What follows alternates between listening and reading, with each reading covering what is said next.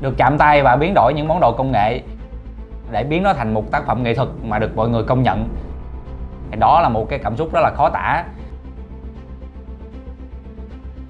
Chào các bạn, tôi là Nguyễn Đình Bản và các bạn thường hay biết đến tôi qua biệt danh là Nhện Hổ Phách.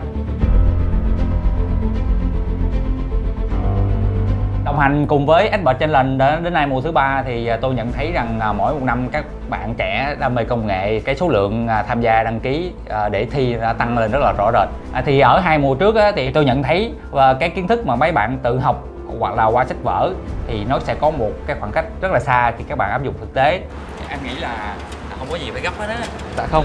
Mới có Nhưng mà mới có 16 phút thôi, bình tĩnh. Không, nhưng mà em thấy anh rớt ốc trong đó hồi quên lụm là phiền lắm á. Ở cái mùa 3 này tôi vẫn tiếp tục cùng với chương trình để có thể hướng dẫn các bạn hoặc là dẫn dắt các bạn đi sâu vào những cái đam mê của riêng mình hoặc là tiến xa hơn trong cái nghề nghiệp trong tương lai.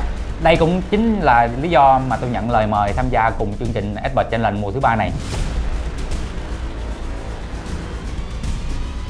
Được chạm tay và biến đổi những món đồ công nghệ để biến nó thành một tác phẩm nghệ thuật mà được mọi người công nhận, thì đó là một cái cảm xúc rất là khó tả.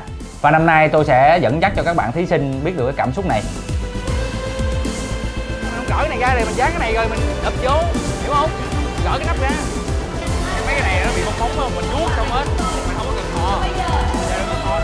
Expert Challenge mùa 3, tôi Nguyễn Đình Bản sẽ hỗ trợ các bạn ở mảng công nghệ.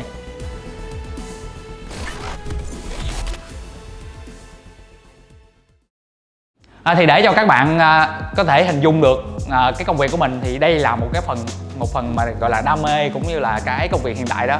Thì mình là chế tác những cái kiểu máy tính như thế này. Đây là một cái mẫu bàn mà mình sẽ phát triển và trong tương lai nó trở thành một cái sản phẩm chủ đạo cho cái năm nay luôn. Thì nôm na là trước giờ bạn có một cái bàn và cái không gian đôi khi nó không được rộng rãi, mà cái thùng máy của mình để trên mặt bàn thì nó chiếm diện tích quá, hoặc là để dưới gầm bàn thì bạn không thấy được cái máy tính đẹp của mình. Thì mình phát triển một cái bàn để bên trong này là phần linh kiện máy tính được nằm bên trong. Và cái bàn này, cái chân bàn là một cái thiết bị mới luôn, nó là phần bằng điện, các bạn hãy nâng hạ chiều cao xuống.